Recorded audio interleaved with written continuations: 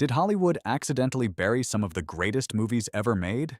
Some films lose millions, get mocked as failures, and disappear from theaters before audiences even understand what they missed. But years later, those same bombs become untouchable classics, praised by fans, filmmakers, and critics who finally catch up. Tonight, we're reopening the case on 15 box office disasters that may not just be underrated, they may be perfect. West Side Story, 2021. The failure of West Side Story feels less like rejection and more like bad timing, dressed as judgment. Steven Spielberg took a musical many people thought should never be touched and rebuilt it with sweeping movement, sharper cultural detail, and the kind of grand theatrical confidence Hollywood rarely attempts anymore. In 2021, however, the audience it needed was hesitant. Older viewers were not rushing back to theaters, younger viewers were not demanding classic musicals, and the film arrived in a marketplace still wounded by uncertainty. But the movie itself is alive. Every street corner feels choreographed with danger. Every dance number carries romance, rivalry, and tragedy at the same time. Spielberg does not treat the material like nostalgia, he treats it like a living wound. The camera glides, the colors glow, and the emotions hit harder because the beauty is always moving toward heartbreak. Its box office failure says little about its craft. Sometimes audiences do not reject a film because it is weak. Sometimes they simply fail to meet it at the right moment. Strange Days, 1995. This is the kind of flop that feels more disturbing now because it looks less like fantasy and more like a warning. Strange Days arrived in 1995 with virtual reality addiction, racial tension, police anxiety, surveillance fears, and a culture obsessed with replaying experience instead of living it. That was a lot for mainstream audiences expecting a simple futuristic action film. Ralph Fiennes plays Lenny Nero, a desperate dealer of illegal memory recordings, selling other people's sensations like emotional drugs. The idea is brilliant, but the film refuses to make it comfortable. It asks what happens when pain becomes entertainment, when trauma can be bought, and when technology turns private life into a marketplace. Catherine Bigelow directs the city like a boiling machine, all neon, sweat, noise, and dread. The famous first-person sequences still feel bold, but the real shock is how modern the film's fears have become. It bombed because it was messy, angry, and difficult to package. But that discomfort is the reason it lasts. Strange Days was not confused. It was early. Dr. Sleep, 2019. This sequel should have collapsed under the weight of its own impossible assignment. Following The Shining is already dangerous, but trying to satisfy Stanley Kubrick fans, Stephen King readers, and modern horror audiences at the same time sounds almost impossible. Yet, Mike Flanagan's 2019 sequel finds a way through by making the story less about haunted rooms and more about haunted people. Ewan McGregor's Danny Torrance is no longer just the child who survived the Overlook. He is a damaged adult trying to outrun addiction, memory, and the fear that the past has permanently marked him. That emotional angle gives the film its soul. Rebecca Ferguson's Rose the Hat adds elegance and menace, turning the True Knot into villains who feel almost mythic. The movie did not explode at the box office because audiences were unsure what it was. Horror sequel, prestige drama, King adaptation, or Kubrick tribute. But that mixture is exactly what makes it special. Dr. Sleep does not cheapen The Shining. It walks back into the nightmare and finds grief, healing, and courage waiting inside. The Assassination of Jesse James by the Coward Robert Ford, 2007. This Western does not ride toward legend. It quietly watches legend rot. The Assassination of Jesse James by the Coward Robert Ford confused viewers who expected gunfights, chases, and outlaw excitement. Instead, it gave them a slow, hypnotic study of fame, jealousy, fear, and the poisonous need to be remembered. Brad Pitt's Jesse James is not treated like a heroic criminal. He is charming, dangerous, paranoid, and exhausted by the myth growing around him. Casey Affleck's Robert Ford is even more unsettling. a nervous admirer whose worship slowly turns into resentment. That tension gives the film its tragic pulse. Roger Deakins' cinematography makes every room, field, and winter horizon feel like a faded photograph of America inventing its own ghosts. The box office struggled because the film is patient, literary, and deeply uncomfortable. It does not chase applause. It studies the emotional cost of turning violent men into icons. Some westerns make outlaws look thrilling. This one makes fame feel diseased. It failed commercially, but artistically, it remains one of the most haunting films of its decade. Hugo, 2011. At first glance, Hugo looks like a children's adventure. But underneath the clocks and train station magic is Martin Scorsese quietly defending the soul of cinema. In 2011, audiences may have expected a simple family fantasy, but Scorsese delivered something stranger, richer, and more heartfelt. The story begins with an orphan boy hiding inside a Paris train station, fixing machines, stealing moments, and trying to solve a mystery left behind by his father. Then, the film opens into a tribute to Georges Méliès and the forgotten dreamers who helped invent the language of movies. That shift is beautiful, but it also made the film difficult to market. Was it for children, film historians, families, or cinephiles? The answer was all of them, and that may have hurt it commercially. Visually, the film is astonishing. Gears, smoke, snow, glass, and old projectors become part of a living machine built from memory and wonder. Its failure feels unfair because Hugo is not cold or self-important. It is generous. It reminds viewers that movies were once magic tricks. Sorcerer, 1977. This brutal thriller was crushed by Star Wars. But the cruel joke is that Sorcerer was its own kind of cinematic force. In 1977, audiences wanted escape, heroes, and wonder. William Friedkin gave them sweat, mud, guilt, and desperate men hauling unstable explosives through a jungle that seems designed to kill them. Even the title confused viewers, making the film sound like fantasy when it was actually a survival nightmare. But watch it now, and the box office failure feels absurd. Sorcerer is tension stretched to the breaking point. Every engine sound, slippery road, rotting bridge, and panicked glance feels dangerous. Roy Scheider leads a group of doomed men who are not heroes. They are fugitives from their own pasts, taking a suicide job because the world has left them no better choice.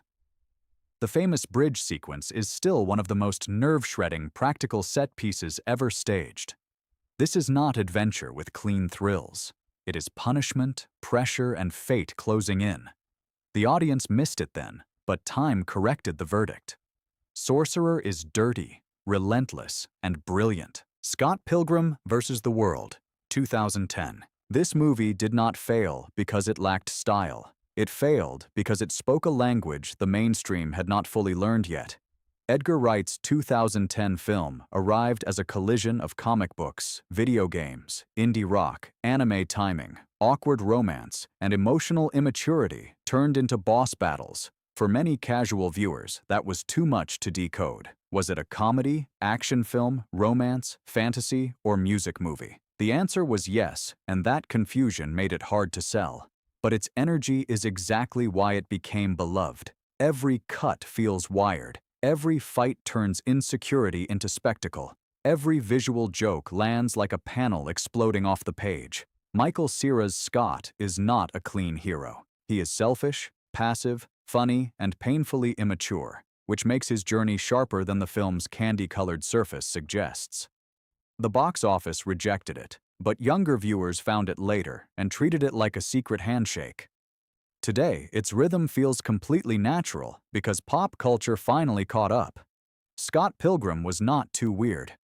It was waiting for its audience to level up. Blade Runner, 1982. This film did not give audiences the future they wanted. It gave them the future they feared.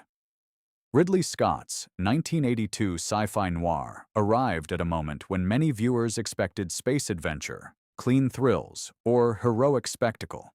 Instead, they got rain, smoke, moral exhaustion, and a city so crowded with technology that humanity seemed to be disappearing inside it. Harrison Ford's Deckard moves through this world like a man already drained by the job, but the film's true tragedy belongs to Rutger Hauer's Roy Batty. He could have been a simple villain. Instead, he becomes a dying artificial being who understands beauty, terror, and the value of life more urgently than the humans hunting him. That is why the film lasts. Its box office disappointment now feels almost impossible to believe because its influence is everywhere.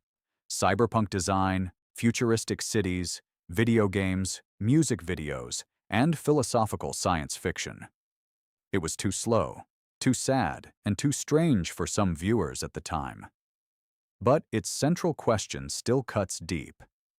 If a machine can fear death, what exactly makes us human? The Thing, 1982. This horror classic was not rejected because it lacked power. It was rejected because its power was almost too much to endure. John Carpenter's 1982 masterpiece arrived with no comfort, no friendly alien, and no reassuring vision of humanity. It trapped a group of men in an Antarctic research station with a creature that could imitate anyone perfectly, then let suspicion do the real killing. The genius of the film is not just the monster, it is the paranoia. Every glance becomes evidence, every silence becomes a threat, every character could be human, or something wearing humanity like a mask. Rob Bottin's practical effects were so grotesque and inventive that many viewers recoiled instead of applauding. But decades later, those same effects are part of the film's legend. Kurt Russell's MacReady gives the story a rugged center, yet even he never feels fully safe or fully certain. The ending refuses easy answers, which makes the dread linger long after the credits. In its own time, it was too bleak. Today, that bleakness feels perfect. The Thing did not blink at horror. It stared straight into it. Dread, 2012. This is the rare comic book film that understands restraint can be more powerful than excess. In 2012, Dread arrived without the usual superhero polish, without a charming hero reveal, and without any desperate attempt to soften its brutal world. Carl Urban keeps the helmet on and turns Judge Dredd into a walking verdict, not a celebrity action figure. That choice alone gave fans exactly what they wanted, but the wider audience barely noticed.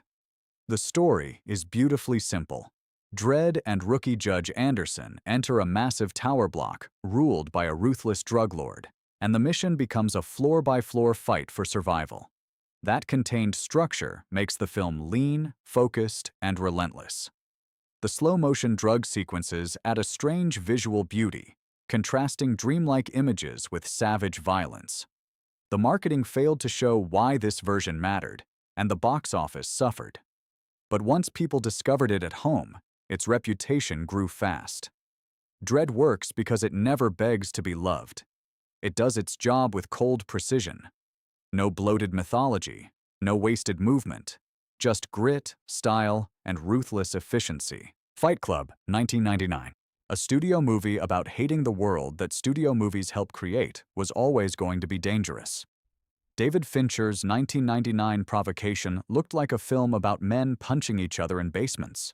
But underneath the bruises was something sharper: consumer emptiness, identity collapse, masculine panic, and the terrifying seduction of rebellion. Edward Norton's narrator is not heroic. He is numb, sleepless, and hollowed out by a life of catalogs, office lights, and emotional absence. Brad Pitt's Tyler Durden arrives like the dangerous fantasy of freedom, offering chaos as a cure for modern weakness. That is why the film remains so powerful and so often misunderstood. It is seductive, but also a warning about what happens when pain looks for a leader.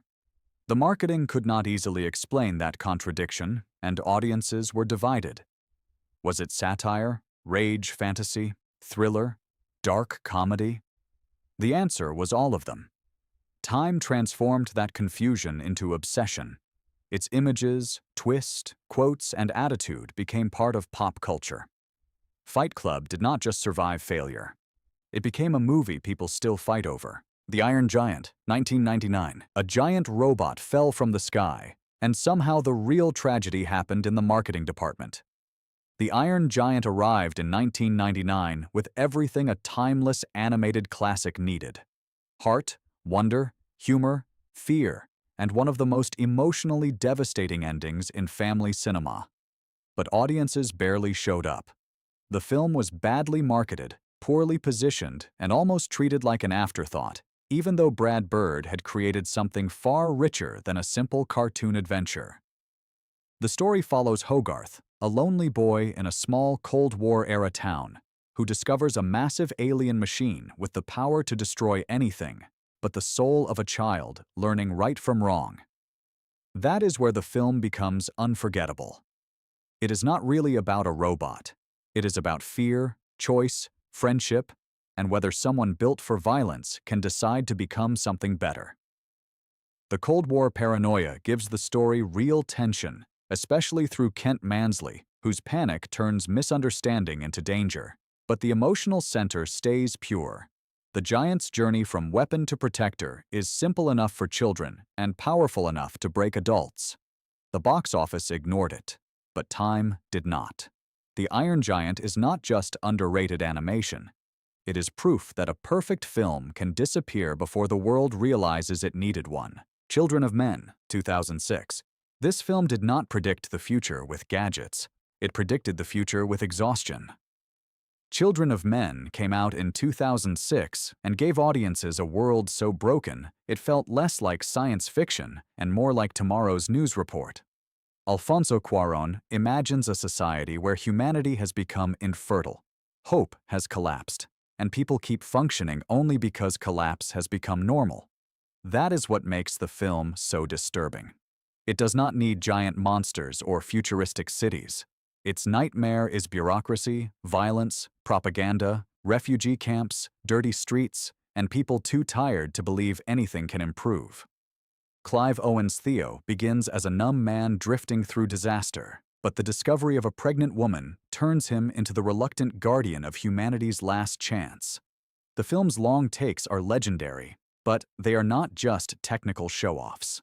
They trap the viewer inside chaos, making every gunshot, explosion, and desperate escape feel terrifyingly immediate. The box office underperformance is almost understandable. This was too bleak, too political, and too emotionally heavy to sell as ordinary entertainment. But that is exactly why it endures. Children of Men is a masterpiece because it turns hope into something dangerous. By the end, one baby's cry feels louder than every war on Earth. The Shawshank Redemption, 1994. One of the most beloved films ever made was once treated like a movie nobody urgently needed to see. The Shawshank Redemption entered theaters in 1994 and failed to become a major box office event, even though it had the kind of emotional power most dramas can only dream of. Part of the problem was competition, part was marketing, and part was the title itself, which did not exactly scream must-watch entertainment. But once people discovered it on television, video, and word of mouth, something extraordinary happened. It became a film people returned to again and again, not because it was flashy, but because it understood endurance. Tim Robbins' Andy Dufresne enters Shawshank Prison as a man surrounded by cruelty, corruption, and hopelessness, yet he refuses to let the walls define his soul. Morgan Freeman's Red gives the story its weary heartbeat, narrating with the wisdom of someone who has seen men disappear inside time. The film works because it is not just about escape from prison. It is about protecting one private piece of yourself when the world tries to take everything else. Its failure now feels almost impossible to believe. The Shawshank Redemption did not need a huge opening weekend to become immortal. It simply waited for the world to catch up. Blade Runner 2049, 2017. Hollywood asked for a sequel to a sacred sci-fi classic, got a near miracle, and still watched it bleed money. Blade Runner 2049 arrived in 2017, carrying an impossible burden. It had to follow Ridley Scott's legendary original, expand the mythology, satisfy longtime fans, and somehow attract modern blockbuster audiences who expected faster pacing and easier answers. Denis Villeneuve refused to make a safe nostalgia machine. Instead, he created a slow, lonely, breathtaking meditation on memory, identity, artificial life, and the desperate human need to matter. Ryan Gosling's K is not a typical action hero. He is quiet, obedient, wounded, and increasingly shattered by the possibility that his life may contain meaning beyond programming. Every frame feels sculpted from light, fog, rain, dust, and silence, with Roger Deakins' Oscar-winning cinematography turning ruined cities and orange wastelands into futuristic paintings. The film failed financially because it was too expensive, too patient, and too philosophical for a mass audience expecting a simple sci-fi spectacle. But that so-called weakness is its greatness. It trusts silence. It trusts mood. It trusts the viewer to feel loneliness before explaining it. Blade Runner 2049 may have lost the box office battle, but artistically, it stands like a monument, cold, beautiful, tragic, and almost impossibly perfect. So maybe the real question isn't why these movies bombed. It's how many masterpieces we still ignore because the opening weekend looked ugly. The box office can measure tickets, but it can't measure obsession, influence, or rewatch value. Which failure deserved justice the most? Drop your pick below, because history clearly needs another recount before the next classic disappears again.